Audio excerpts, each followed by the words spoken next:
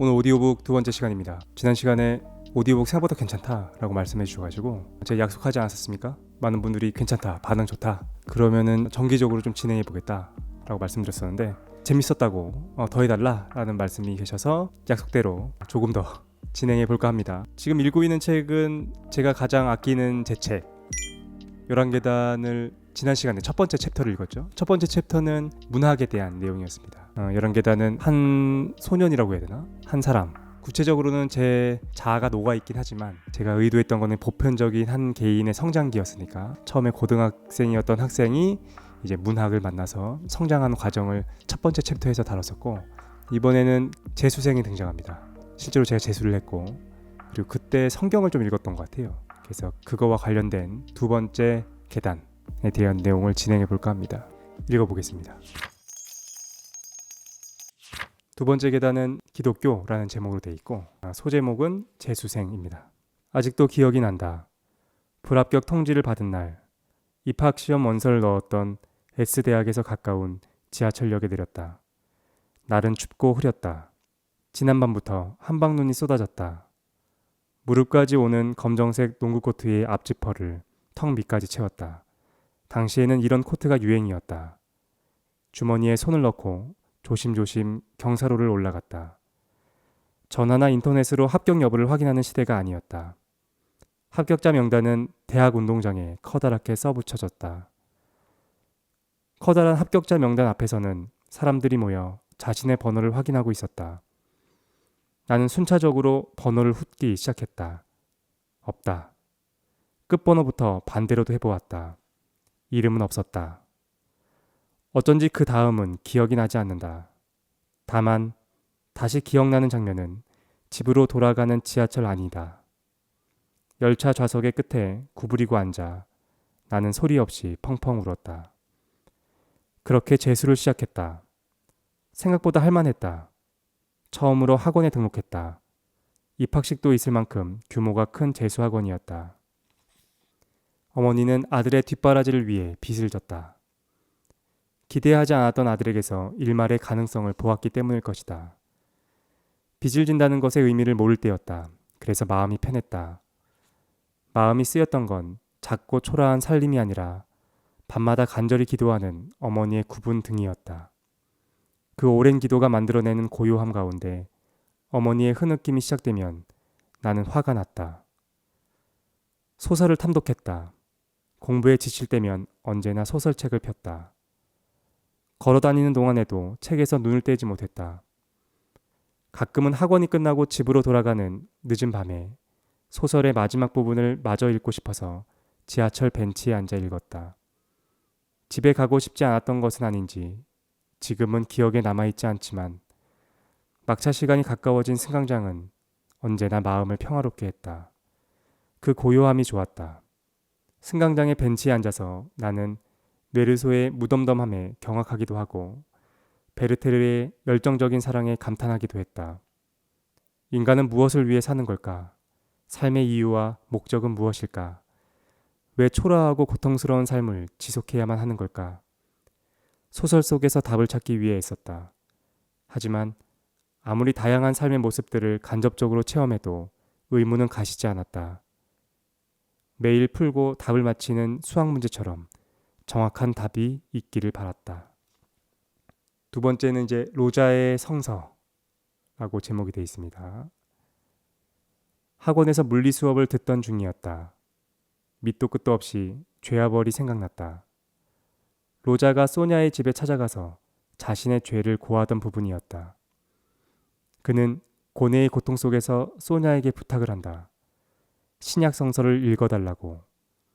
자신의 죄를 고백하기 직전 그 숨막히는 절박함 속에서 말이다. 로자가 부탁한 내용은 죽은 라자로가 부활하는 부분이다. 소냐는 요한복음서 11장을 읽어준다. 실제로 이제 요한복음서 11장의 내용인데 제가 읽어보겠습니다.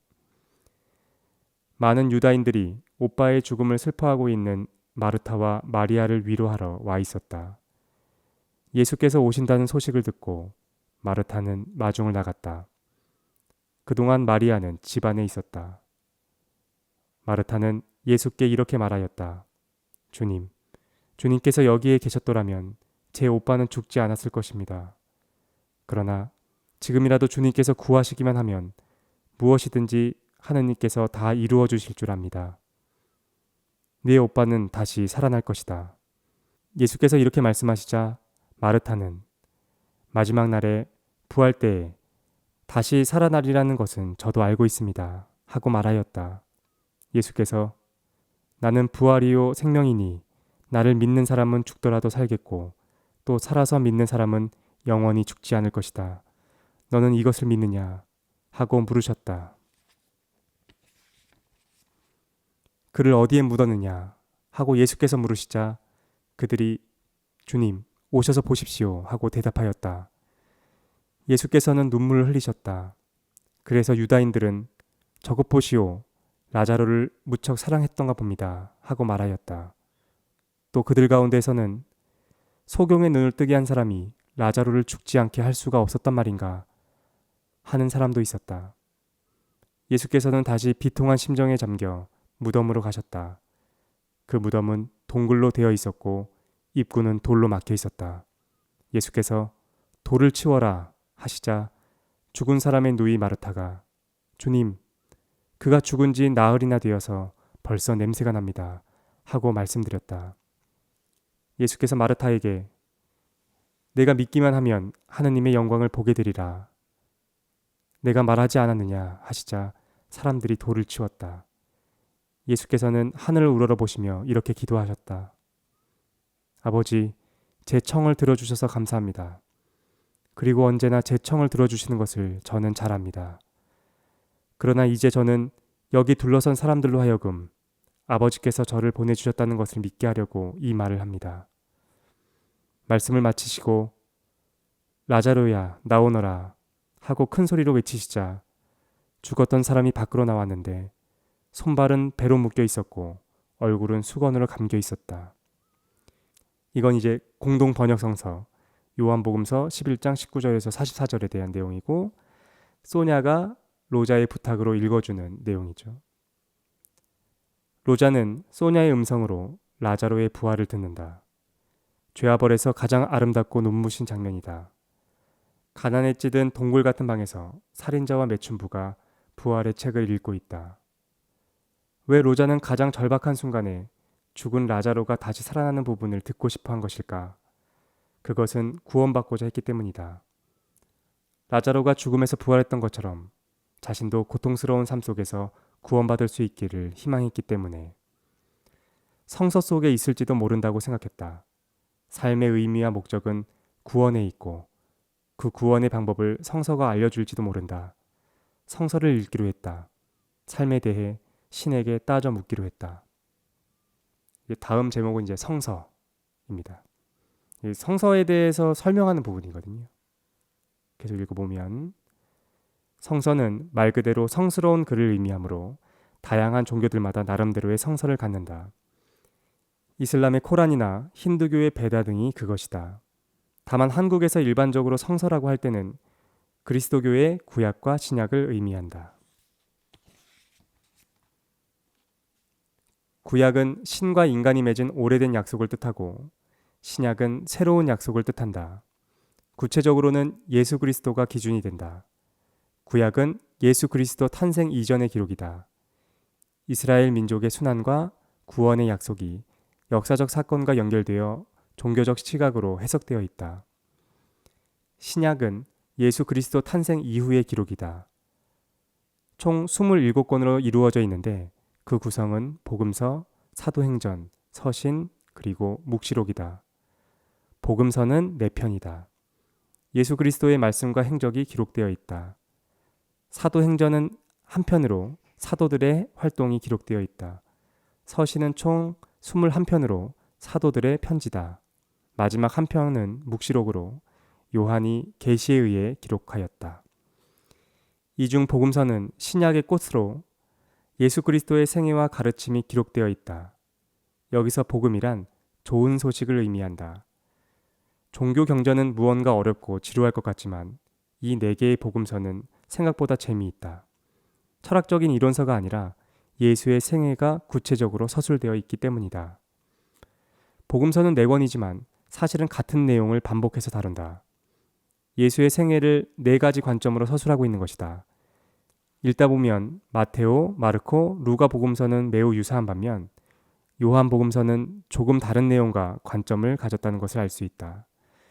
그 이유에 대해서는 다양한 해석이 있는데 일반적으로 받아들여지는 것은 마르코의 복음서가 가장 먼저 서술되었고 마테오 복음서와 루가 복음서가 이를 참조했다는 것이다. 그러니 3권이 유사할 수밖에 없다. 그런데 이건 어디까지나 추측일 뿐이고 너무나 오래된 문서인 까닭에 확실한 기원이나 출처를 찾기는 어렵다. 이 4대 복음서를 저술한 마테오, 마르코, 루가, 요한이 도대체 누구인지 그리고 언제 기술되었는지도 분명하지 않다. 다만 확실한 출처를 찾을 수 없다고 하여 그것의 진리성이 단번에 부정되어야 하는 것은 아니다.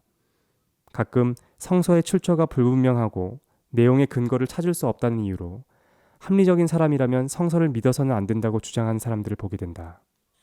객관성과 합리성이 개인의 덕목이 된 근현대 사회에서 이러한 주장은 타당하다.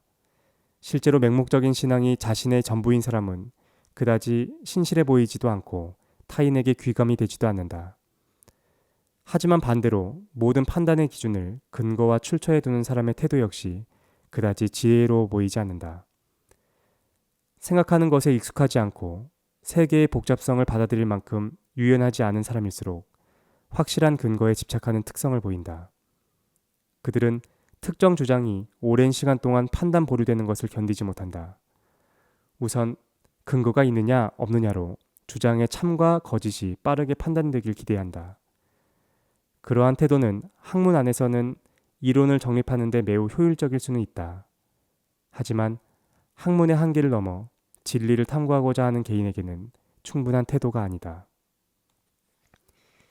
이제 성서의 그 역사적 배경에 대한 설명이 나옵니다.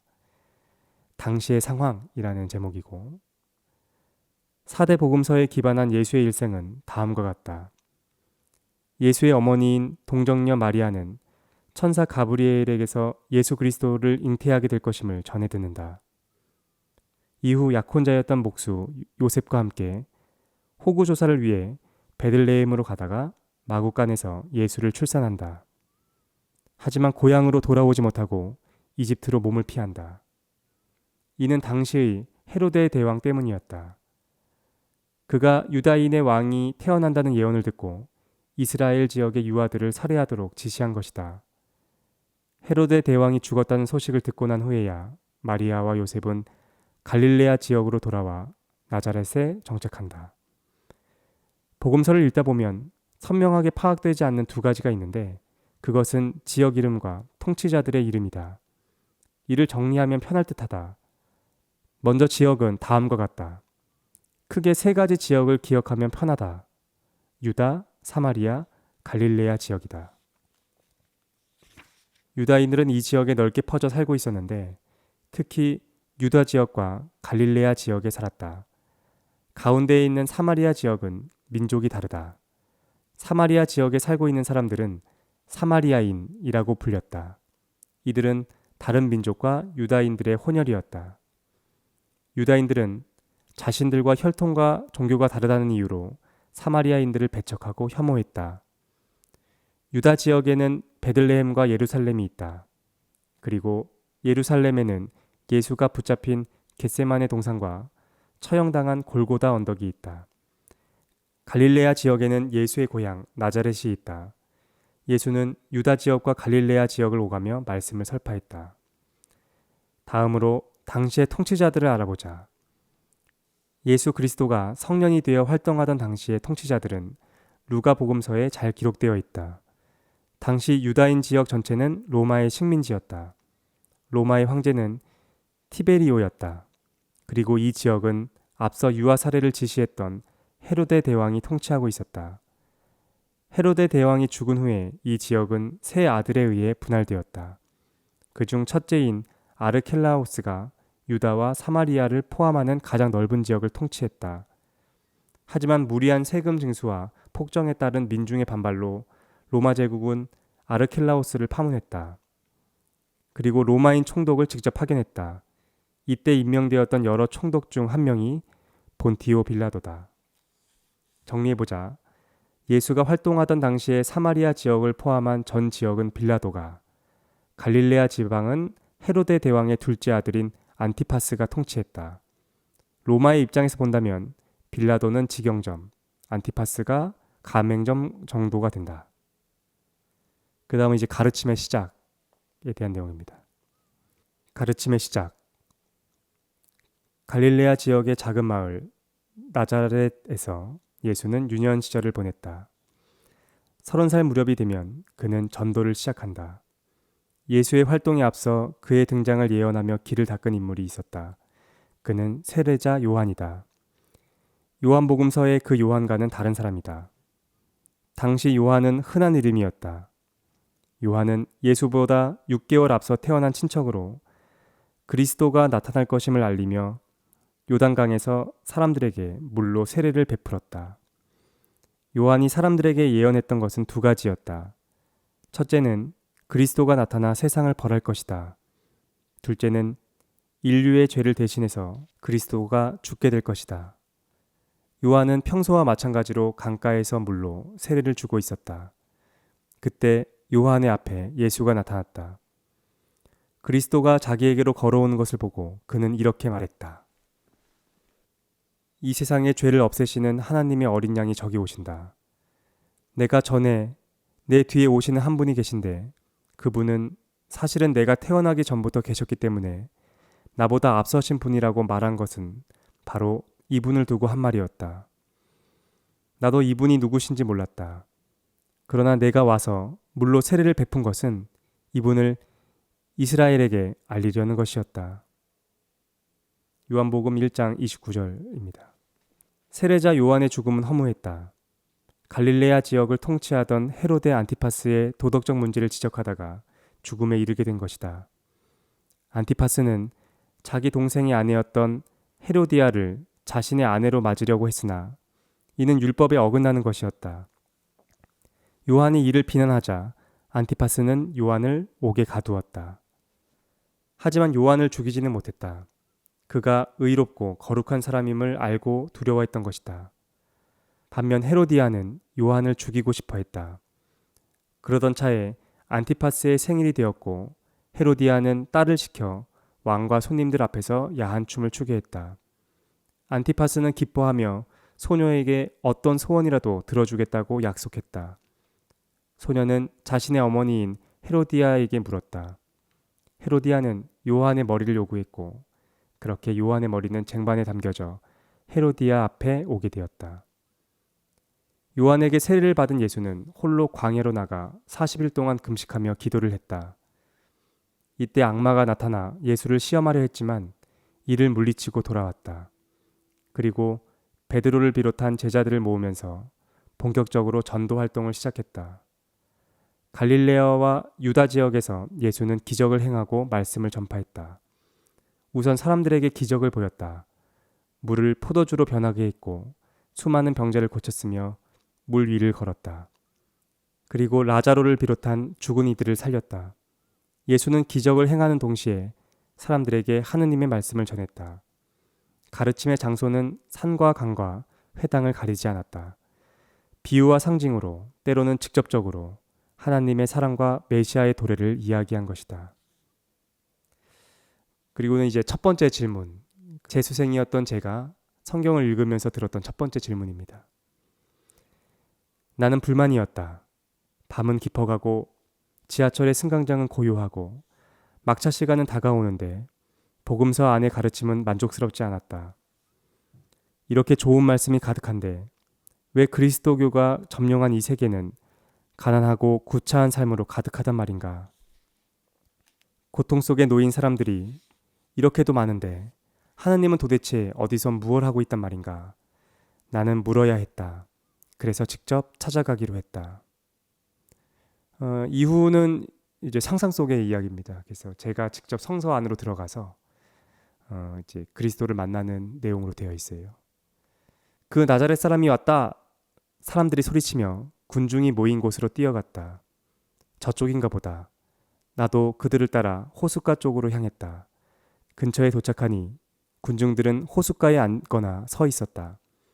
물결이 햇살에 반짝였다. 예수는 배에 올라 앉았다. 여러 가지 비유로 말씀을 하고 계셨다.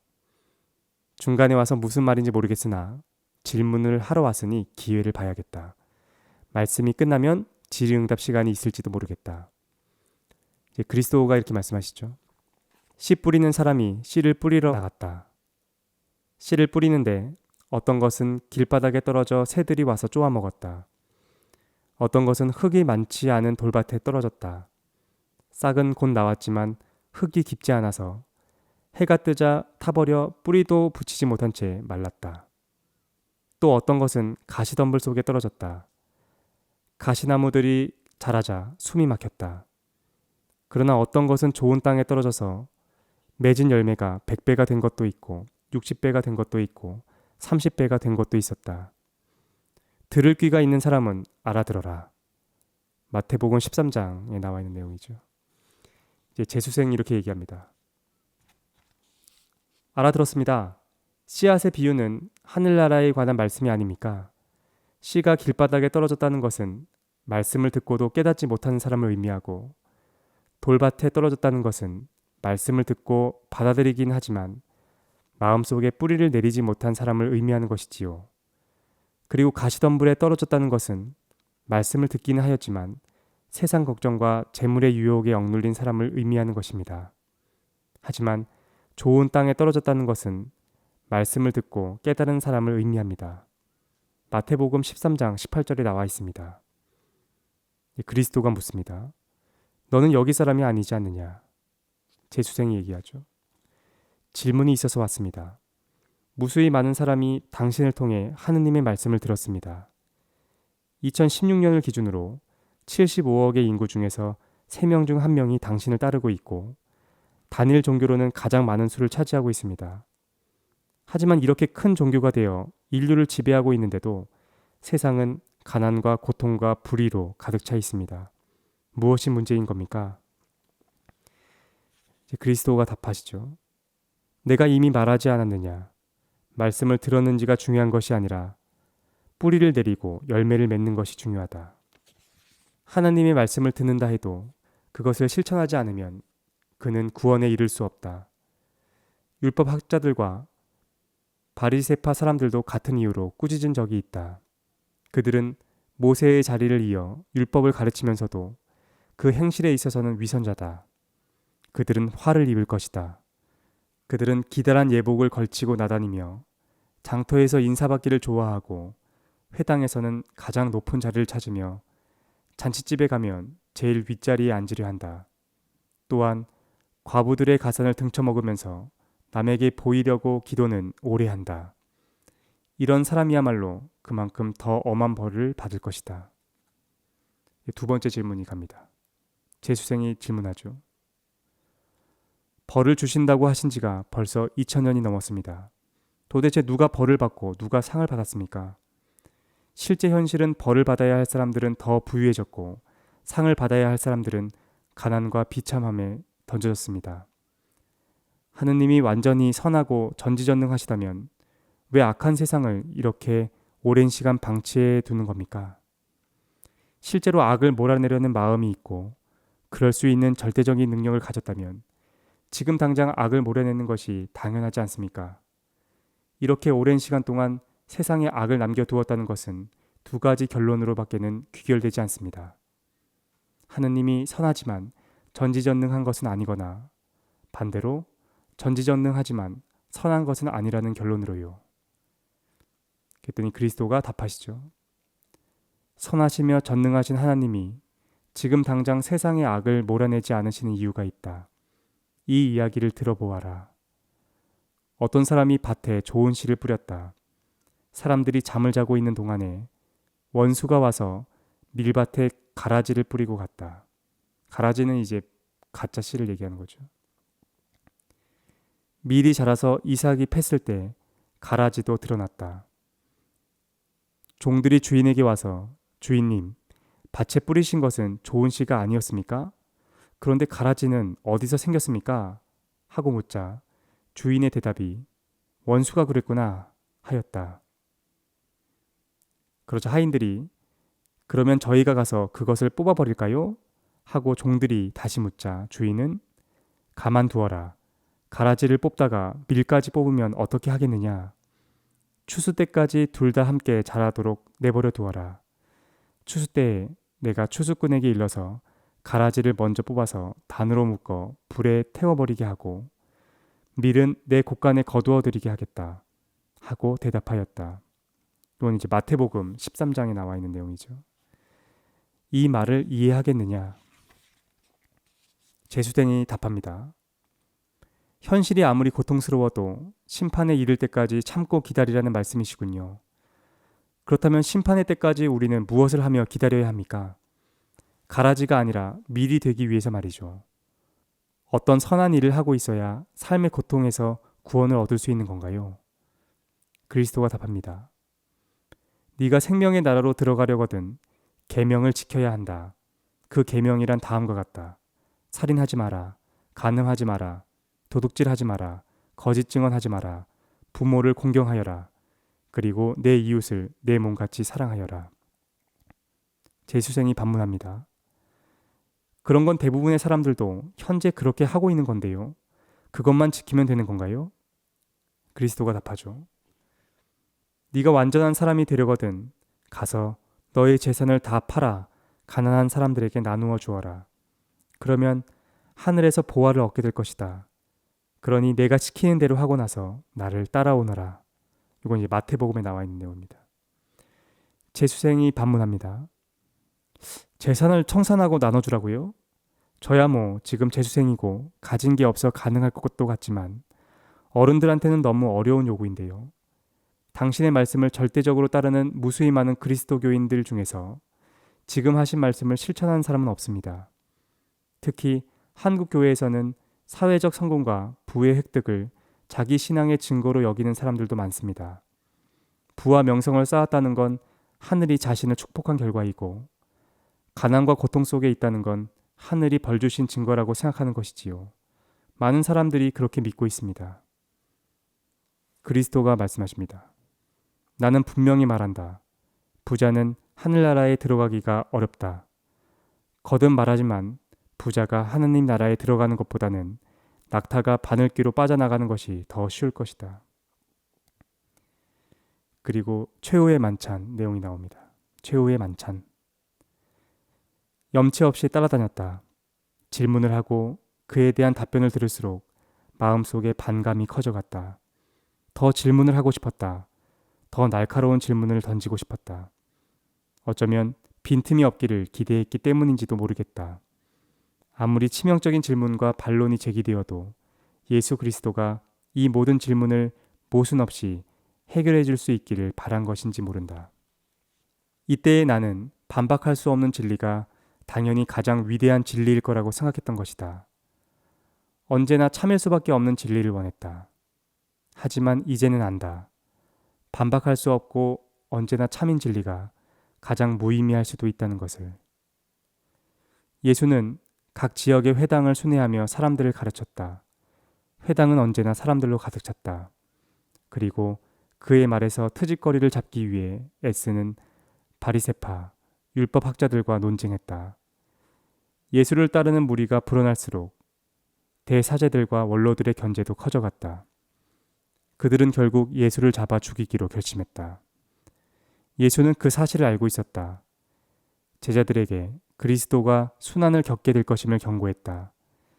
자신이 사람들의 손에 넘어가서 그들에게 죽임을 당했다가 사흘 만에 다시 살아날 것임을 밝힌 것이다. 하지만 제자들은 그 말의 정확한 의미를 이해하지 못했다. 그리고 때가 되었다. 예수는 자신의 죽음이 임박했음을 알았다. 그래서 예정된 운명에 순응하기 위해 위험을 무릅쓰고 예루살렘으로 돌아왔다. 민중들은 그를 환대했다.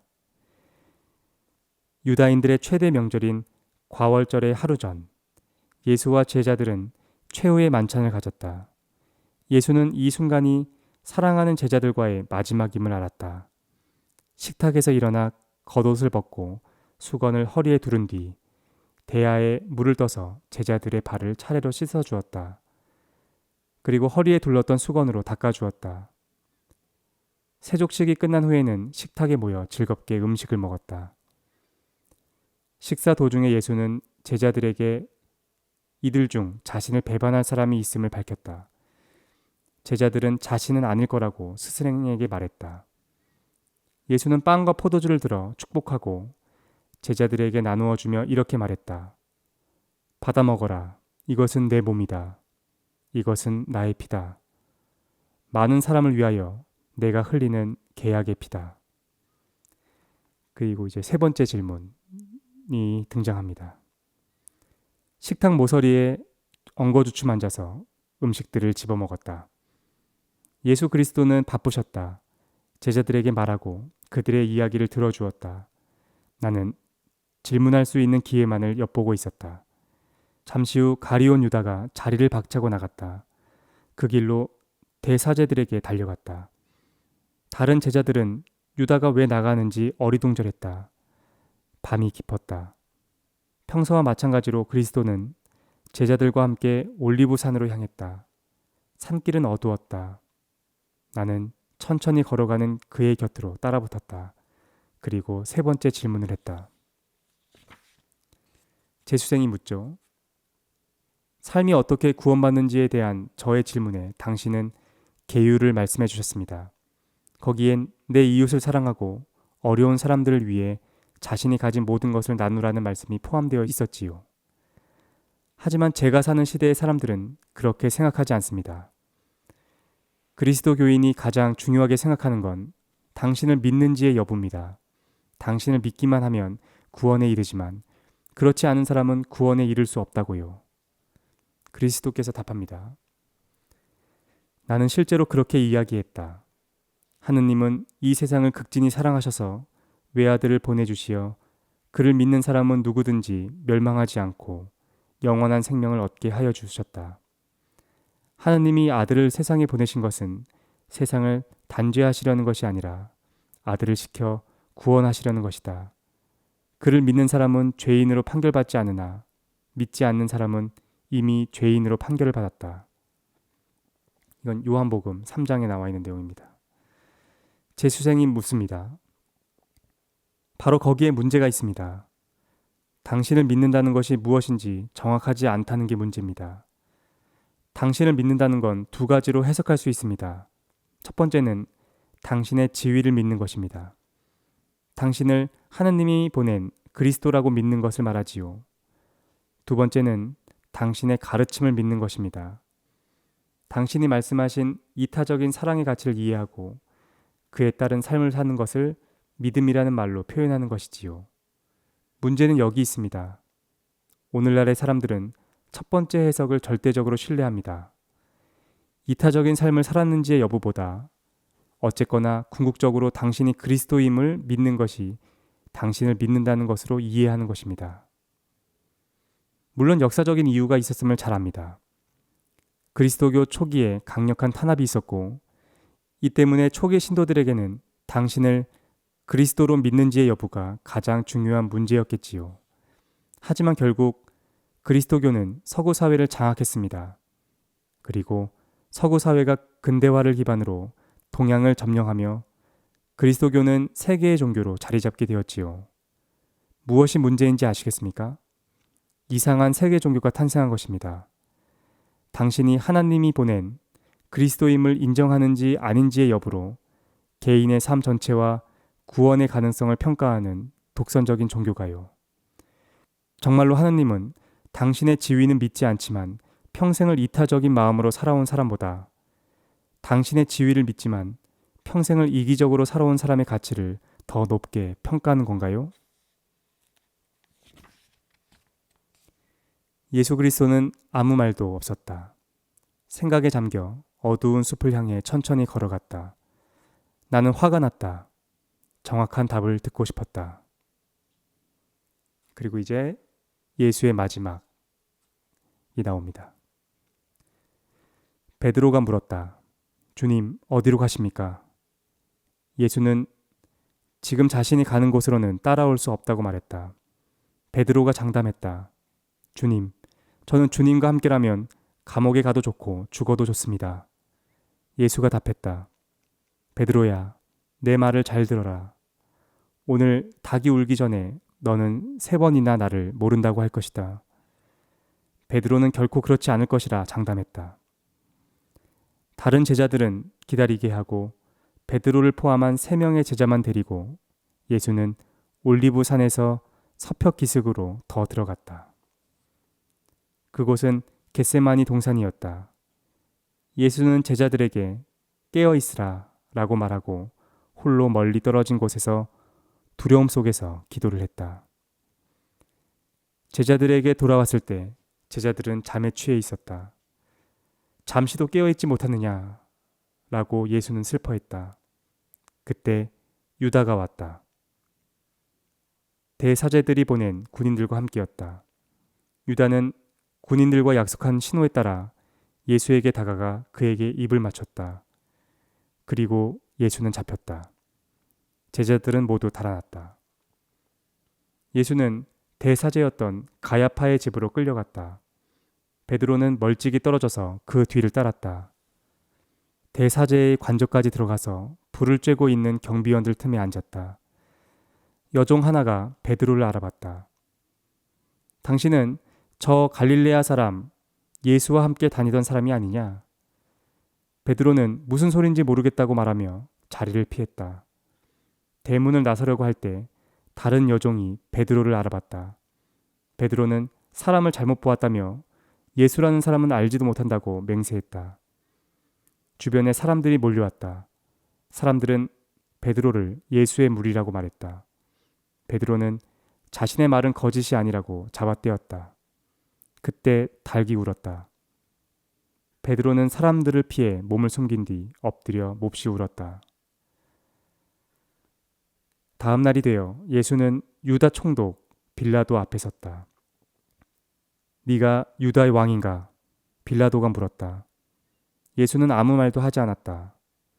빌라도는 예수에게 특별한 죄가 없으며 여기까지 끌려온 것이 대사제들과 군중의 시기 때문임을 잘 알고 있었다.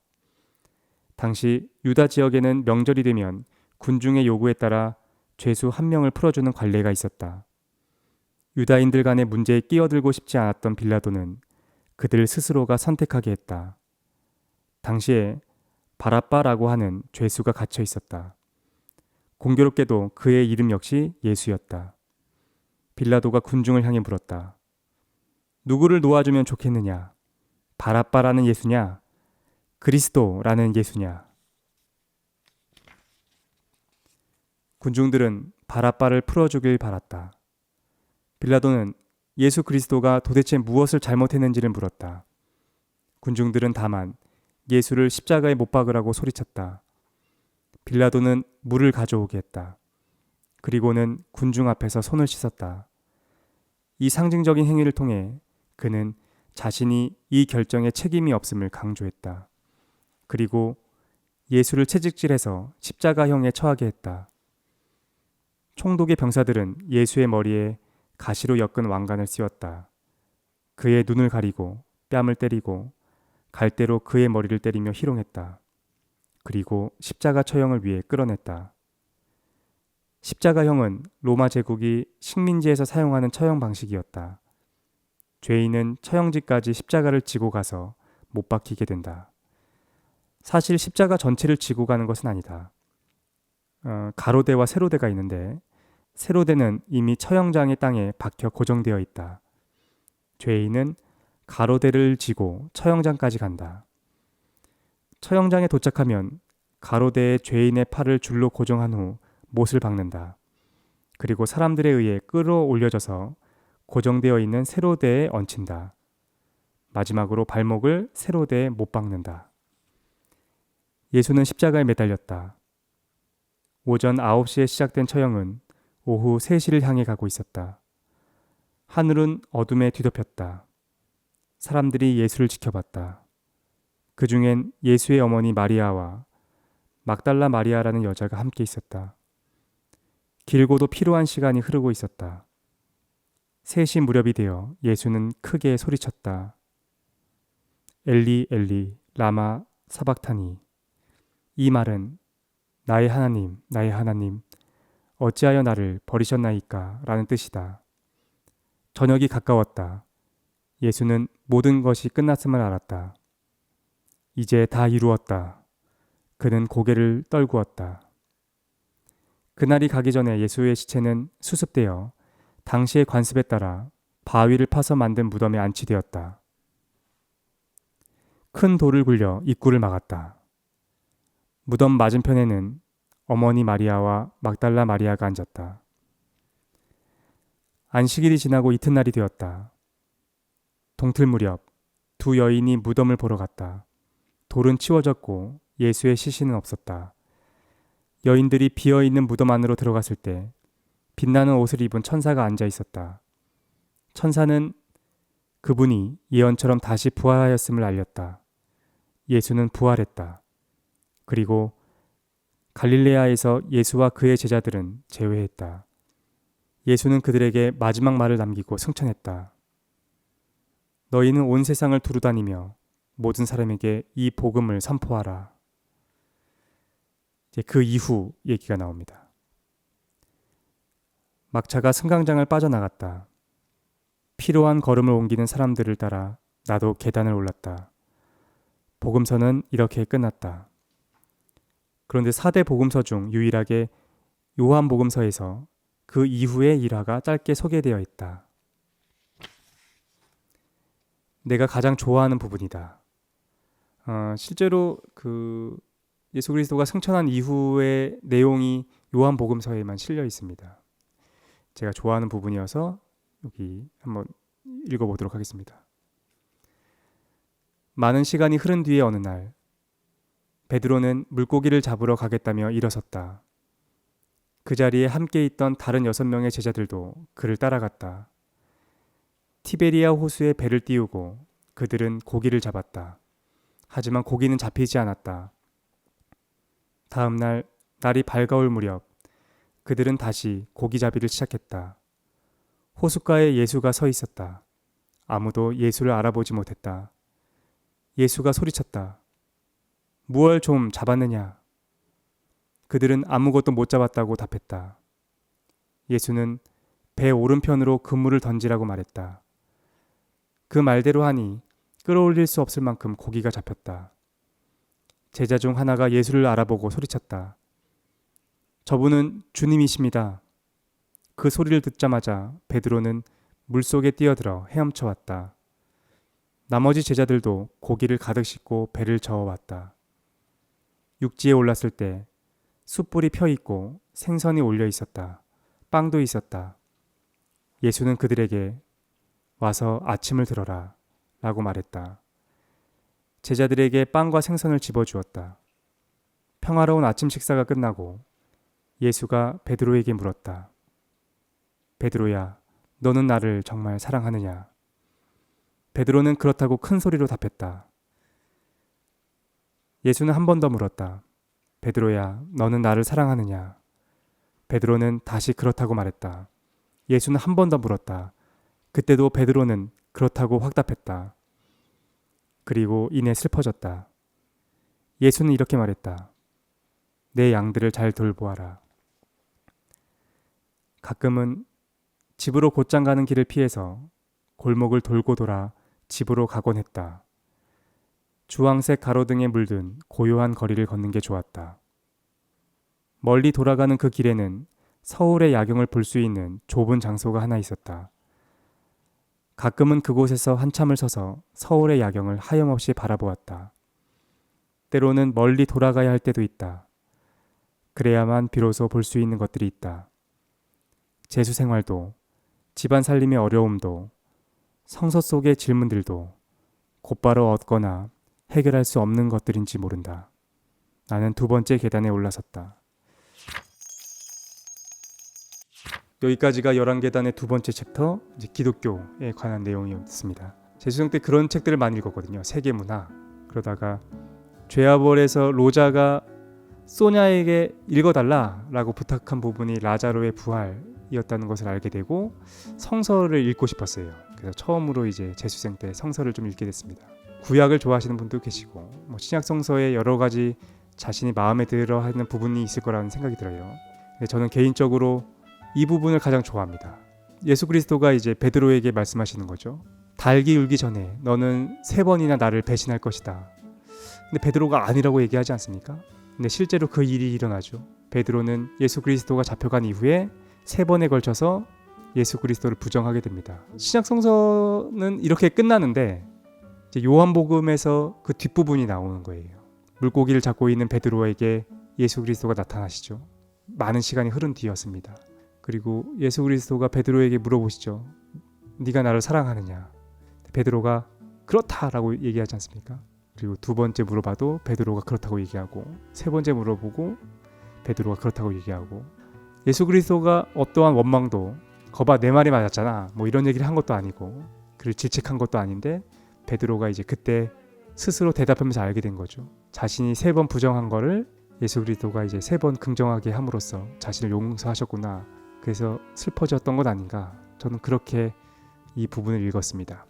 그러면서 알게 됐어요. 우리는 모든 걸 논리적이거나 합리적인 설명으로 공격하려고 하지 않습니까? 특히 공격하기 쉬운 게 이제 종교죠.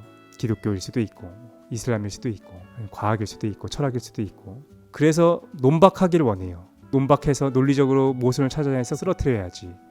근데 이건 생각보다 어린 생각인지도 모른다는 생각을 지금 하는 것 같습니다.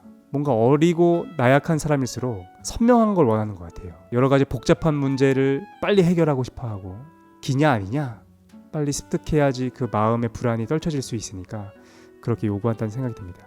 그런데 세상은 그렇지 않다는 생각을 어른이 되면서 점점 느끼게 되는 것 같아요. 나이가 들어갈수록 세상은 선과 악으로 딱 구분될 수 없는 거구나. 옳고 그름으로 얘기하기도 생각보다 쉽지 않고 그리고 맞냐 틀리냐 라고 얘기하기도 쉽지 않은 거구나 라는 것을 조금씩 알아가게 되는 것 같습니다.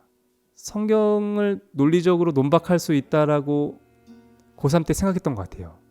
그러다가 성경을 읽고 나서 예수 그리스도의 삶에 대해서 알고 나서는 이건 논박의 문제가 아니구나.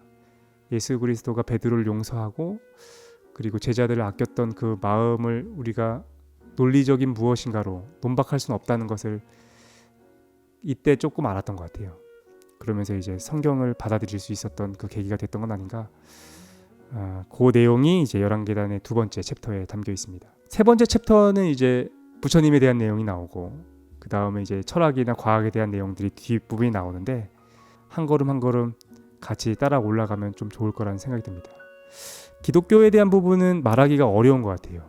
왜냐하면 한국에서 극단적으로 나뉘어 있습니다. 어떤 분들은 기독교가 당연히 진리지 라는 그 어떤 확신을 갖고 그 외의 거에 대해서 배척하시는 분들이 계시죠. 또 반면에 기독교에 대해서 몸서리 치시는 분도 계십니다. 한국의 기독교를 봐라 아니면 기독교의 논리를 봐라.